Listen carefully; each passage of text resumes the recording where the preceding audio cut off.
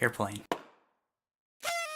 So I didn't do much today. I did a lot of editing of Tomb Raider, the playthrough that my brother and I did. I did some journaling, I worked this morning, did some overtime, and yeah, I watched some YouTube and just read some Harry Potter. I've got the book right here, Chamber of Secrets, and just relaxed. My central thought today, I was thinking about one of the Dear Hank and Johns a while ago I listened to. I probably mentioned this before. John talked about how there was that cyclist that ran into him as he was on the park bench reading a book and led to 10 years of oral surgery for him. I probably mentioned this before, I've forgotten at this point. I probably blogged about it. It's interesting how easy it is for one person to become a central part of your narrative in life, depending on the circumstances and how it comes about. There are people that sort of help us and care for us and raise us, but even like one person or something so small can have such an extraordinary impact on the way that we live our lives.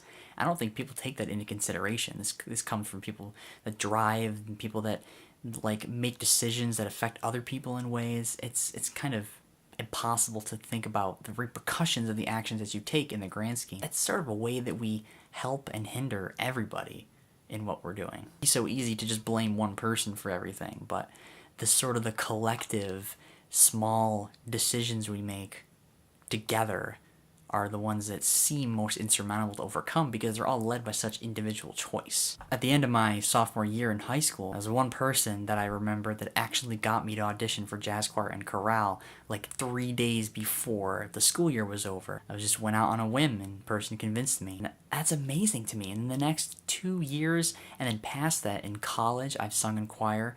Choir has become a huge part of my life, and it wasn't in elementary school. Was a bit, and then it sort of faded off. I got pressured to perform and use my talent by somebody, and it just wasn't fun anymore. But then I edged back into it because somebody else just decided to encourage me at that specific time, and I got into both groups. I got into chorale and jazz choir. Small decisions can become such a central part of your narrative, and a lot of times you don't have control over how it does. Like a lot of times it just happens. It's tough. I guess I try to pay attention to that stuff, and maybe that's my inclination to like give to other people and want to do that all the time.